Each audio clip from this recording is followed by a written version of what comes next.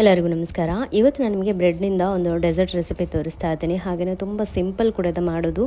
ಹೀಗಂತೂ ತುಂಬ ಟ್ರೆಂಡಿಂಗಲ್ಲಿ ಓಡ್ತಾ ಇದೆ. ಬನ್ನಿ ಇದನ್ನು ಹೇಗೆ ಮಾಡೋದು ಅಂತ ನೋಡೋಣ. ನನಗಂತೂ ತುಂಬಾ ಇಷ್ಟ ಆಯಿತು, ನಿಮಗೂ ಕೂಡ ಇಷ್ಟ ಆಗ್ಬೋದು ಅಂತ ನಾನು ನಿಮ್ಮ ಜೊತೆ ಕೂಡ ಶೇರ್ ಮಾಡ್ಕೊಂಡಿದ್ದೀನಿ. ಇವತ್ತಿನ ಈ ಸ್ವೀಟ್ ರೆಸಿಪಿ ನಿಮ್ಮೆಲ್ಲರಿಗೂ ಇಷ್ಟವಾದರೆ ಫ್ರೆಂಡ್ಸ್ ಆ್ಯಂಡ್ ಫ್ಯಾಮಿಲಿಗೆ ಶೇರ್ ಮೂಲಕ ವಿಡಿಯೋಗೊಂದು ಲೈಕ್ ಕೊಡೋದನ್ನು ಮರಿಬೇಡಿ. ಬನ್ನಿ ಇದನ್ನು ಹೇಗೆ ಮಾಡೋದು ಅಂತ ನೋಡೋಣ.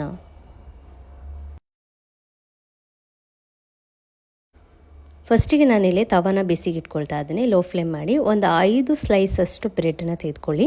ಅದನ್ನು ಸೈಡೆಲ್ಲ ಕಟ್ ಮಾಡಿ ಈ ರೀತಿ ಸ್ಕ್ವೇರ್ ಆಗಿ ಕಟ್ ಮಾಡಿಕೊಂಡು ರೆಡಿ ಇಟ್ಕೊಳ್ಳಿ. ಸೊ ನಂತರ ಇಲ್ಲಿ ತವಾ ಬಿಸಿ ಆಗಿದೆ, ಇದಕ್ಕೆ ನಾನು ತುಪ್ಪ ಹಾಕ್ಕೊಳ್ತಾ ಇದ್ದೀನಿ. ನೀವು ತುಪ್ಪದಲ್ಲೇ ಡೀಪ್ ಫ್ರೈ ಕೂಡ ಮಾಡ್ಕೊಳ್ಬೋದು, ಅದು ತುಂಬಾ ಮರ್ಕ ಆಗುತ್ತೆ, ಅಂದರೆ ಒಳ್ಳೆಯದಾಗೋದಿಲ್ಲ. ಸೊ ಆದಷ್ಟು ಈ ರೀತಿ ಸ್ವಲ್ಪ ತುಪ್ಪ ಹಾಕಿಬಿಟ್ಟು ಎರಡೂ ಸೈಡ್ ಚೆನ್ನಾಗಿ ಫ್ರೈ ಮಾಡ್ಕೊಳ್ಳಿ. ಸ್ವಲ್ಪ ಗೋಲ್ಡನ್ ಬ್ರೌನ್ ಬರೋ ತನಕ ಫ್ರೈ ಮಾಡಿಕೊಂಡ್ರೆ ಸಾಕು. ಈಗ ಇದು ಎರಡೂ ಸೈಡ್ ಚೆನ್ನಾಗಿ ಫ್ರೈ ಆಗಿದೆ. ನಾವೀಗ ಇದನ್ನು ತೆಗೆದುಕೊಳ್ಳೋಣ.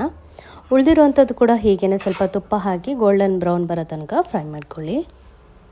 ಈಗ ನಾನು ಎಲ್ಲವನ್ನು ಫ್ರೈ ಮಾಡಿಕೊಂಡು ರೆಡಿ ಇಟ್ಕೊಂಡಿದ್ದೀನಿ. ಈಗ ಒಂದು ಪಾತ್ರೆ ಇಟ್ಕೊಳ್ಳಿ, ಸ್ಟವ್ ಆನ್ ಮಾಡ್ಕೊಳ್ಳಿ. ಅರ್ಧ ಲೀಟ್ರ್ ಹಾಲನ್ನ ಹಾಕ್ಕೊಳ್ಳಿ ಒಂದು ಪಾತ್ರೆಗೆ. ದಪ್ಪ ತಳದ ಪಾತ್ರೆನೇ ಇಟ್ಕೊಳ್ಳಿ. ಅರ್ಧ ಕಪ್ ಅಂದರೆ ಇದರಲ್ಲಿ 2 ಕಪ್ ಹಾಕ್ಕೊಳ್ತಾ ಇದ್ದೀನಿ. 1/4 ಕಪ್ ಆಗೋಷ್ಟು ಹಾಲನ್ನ ಉಳಿಸ್ಕೊಳ್ತಾ ಇದ್ದೀನಿ. ನಾನಿಲ್ಲಿ ಕಸ್ಟರ್ಡ್ ಪೌಡ್ರನ್ನ 1.5 ಸ್ಪೂನಷ್ಟು ಹಾಕ್ಕೊಳ್ತಾ ಇದ್ದೀನಿ. ಈ ಕಸ್ಟರ್ಡ್ ಪೌಡ್ರನ್ನ ಚೆನ್ನಾಗಿ ಮಿಕ್ಸ್ ಮಾಡ್ಕೊಳ್ಳಿ, 1.5 ಸ್ಪೂನಷ್ಟು ಹಾಕಿಬಿಟ್ಟು. ನಂತರ ಹಾಲು ಕುದಿ ಬರುವಾಗ ಅದನ್ನು ಹಾಕ್ಕೊಳ್ಳಿ, ಆಯಿತಾ. 2 ಕಪ್ ಅಂದರೆ ಅರ್ಧ ಲೀಟ್ರ್ ಹಾಲು ಕರೆಕ್ಟ್ ಆಗುತ್ತೆ. ಸೊ ಇದನ್ನು ಚೆನ್ನಾಗಿ ಕೈ ಬಿಡ್ದೇನೆ ಮಿಕ್ಸ್ ಮಾಡಿ, ಇಲ್ಲಾಂದರೆ ತಳ ಹಿಡಿದ್ಬಿಡುತ್ತೆ. ಅದಕ್ಕೆ ನಾನು ಹೇಳಿದ್ದು ದಪ್ಪ ತಳದ ಪಾತ್ರೆ ಇಟ್ಕೊಳ್ಳಿ ಅಂತ. ನಂತರ ನಿಮಗೆ ಮಿಲ್ಕ್ ಮೇಡನ್ನ ಹಾಕ್ಕೊಳ್ಳಿ. ಸಿಹಿಗೆ ಎಷ್ಟು ಬೇಕಷ್ಟು ಮಿಲ್ಕ್ ಮೇಡ್ ಹಾಕ್ಕೊಳ್ಳಿ.